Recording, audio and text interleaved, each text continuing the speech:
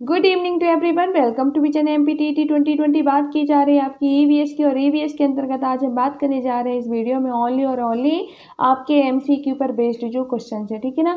Generally हमने आज का जो टॉपिक लिया हुआ है वो आपके ग्लोबल वार्मिंग और ग्रीन हाउस इफेक्ट से रिगार्डिंग क्या है बात करेंगे। जनरली वो सारे एमसीक्यू है जहाँ पर क्या है कन्फ्यूजन थोड़ा क्रिएट होता है और साथ ही साथ एग्जाम में क्या है आपके क्वेश्चन बनते ही बनते हैं। ओके, तो बात कर लेते हैं। सबसे पहले आपके क्या क्वेश्चन नंबर फर्स्ट है आपका। ओके, जलवायु परिवर्तन का कारण मुख्यतः निम्नलिखित की वजह से है, ठीक है ना। किसकी वजह से है आपका जलवायु परिवर्तन, ठीक है ना। क्या वो ग्रीन हाउस गैस के कारण जलवायु परिवर्तन हो रहा है, या आपका ओजोन परत का अवक्षय जिसे आप क्षरण कहते हैं उसकी वजह से हो रहा है, क्या प्रदूषण के कारण हो रहा है, या ऑल, ठीक है ना।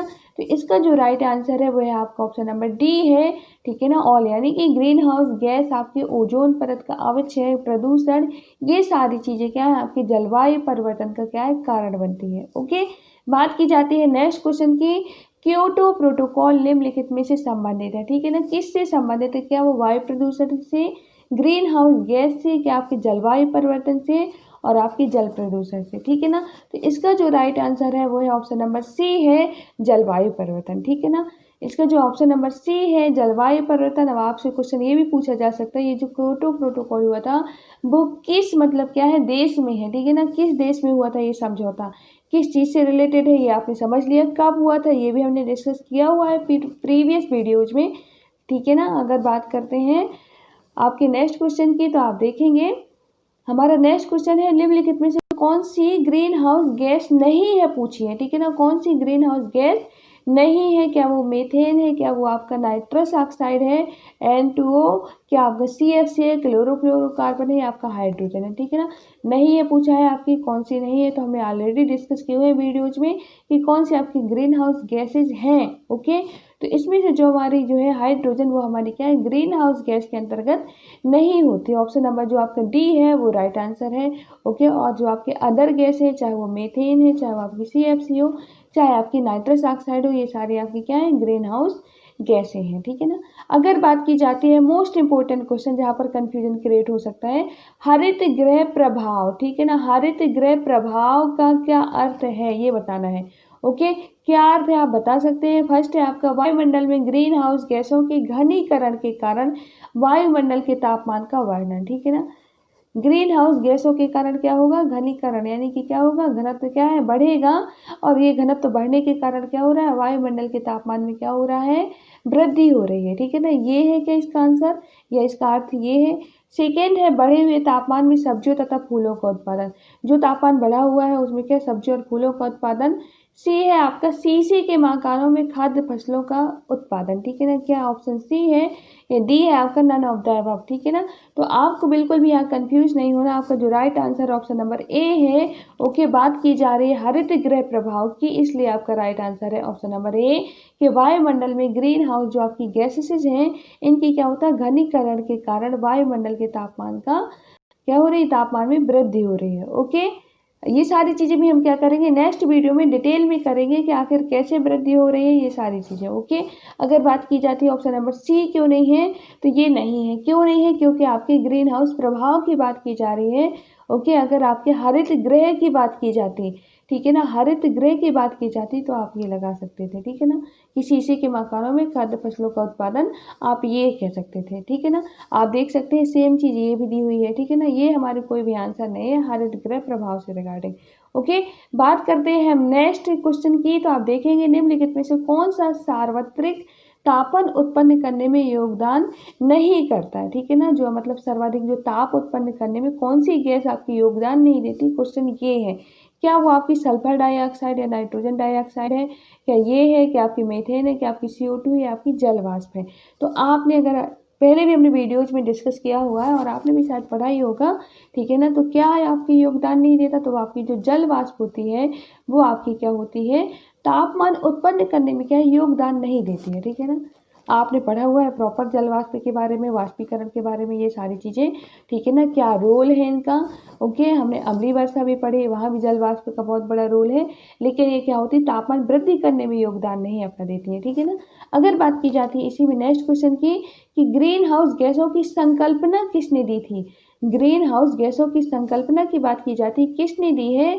तो ये जो आपका राइट आंसर है, ये फैक्चुअल क्वेश्चन आपके बनते ही बनते हैं जोसेफ, ठीक है ना, जोसेफ कोरे, फॉरियर लिखा हुआ है, जोसेफ फॉरियर ने दी थी, ठीक है ना।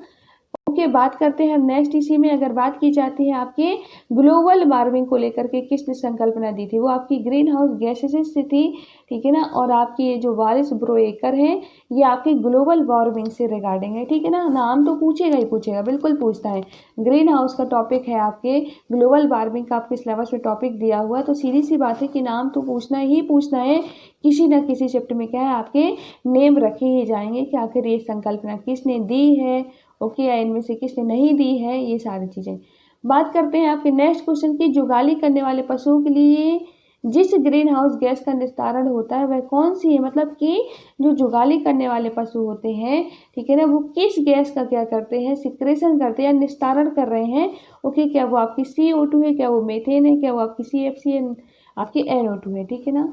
अगर बात की जाती है, इसका जो राइट आंसर है वो है ऑप्शन नंबर बी है, जिसे आप मीथेन कहते हैं।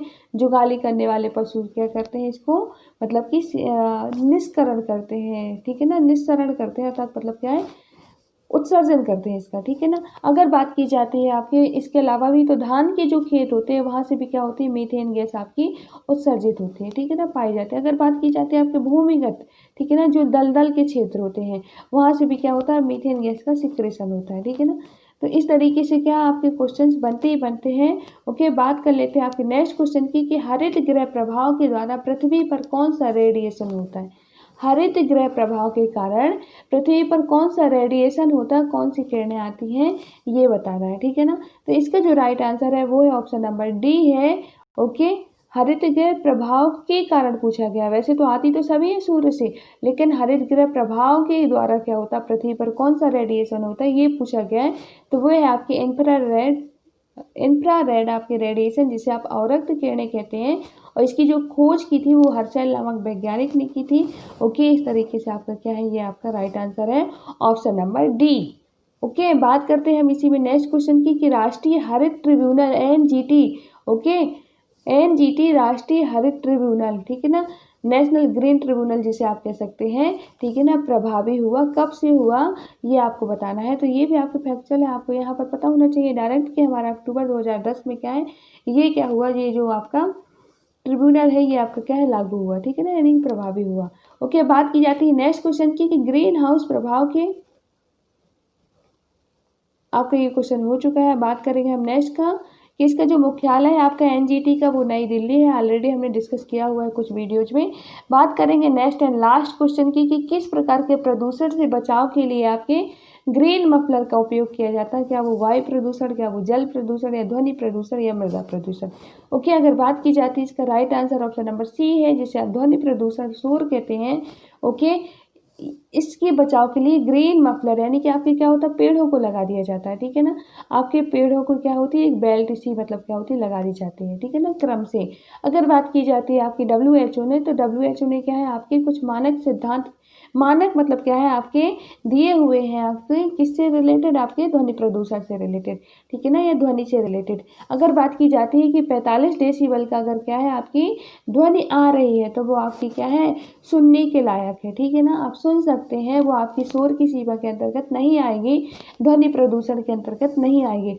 लेकिन 45 क्या होगा, अगर मान लीजिए 45 प्लस हो जाती है, ठीक है ना, अधिक, ठीक है ना, 45 डेसिबल से क्या होगी, अधिक होगी, ठीक है ना, जैसे 60 डेसिबल होता है, ठीक है ना, इस तरीके से 80 डेसिबल है, ये सब क्या होते हैं, बहुत ही ज़्यादा क्या होती है, खतरनाक होती हैं। और साथ ही साथ जो आपके WHO ने मतलब क्या किया है, माना हुआ है, WHO ने वो माना है कि आपके 45 डेसिबल से अधिक की जो ध्वनि होगी वो शोर की सीमा के अंतर्गत आती है, ठीक है ना। इस तरीके से आपके कुछ क्वेश्चंस थे जो आपके क्या थे, ग्लोबल वार्मिंग और ग्रीन इफेक्ट से रिलेटेड थे, okay. Thank you to all.